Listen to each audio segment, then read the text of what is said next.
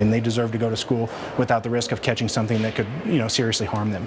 A series of measles outbreaks in the U.S. putting a spotlight on our state.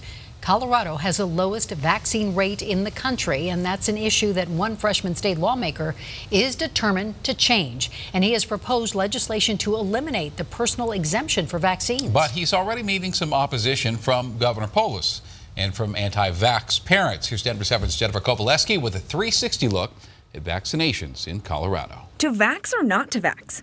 That is the question, now taking center stage at the state capitol. It's going to be a hot item. A debate there is no doubt is about to get heated inside the Gold Dome. So let's spin this 360. Some of the things that we do creates this prejudice against parents and kids that have not been vaccinated. For parents Ronnie and Jennifer Prine, this is personal.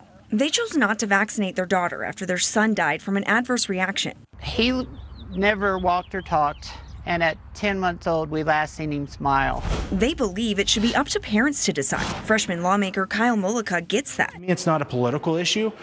This is about our kids being safe. But says, what about the rights of kids who are vaccinated? And they deserve to go to school without the risk of catching something that could, seriously harm them. A new dad and ER nurse. Mullica says Colorado has to do better to prevent an outbreak like we've seen in Washington. There, over 60 kids have been diagnosed, and the vast majority did not have a measles vaccine. To hear that we were last in the entire country was concerning. It was embarrassing.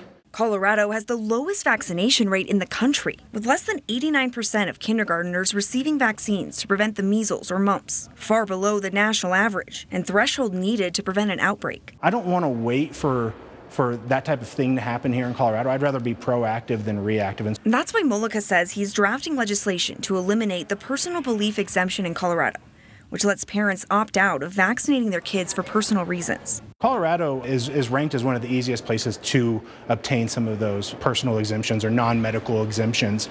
And I think that that's probably played a role in where we are.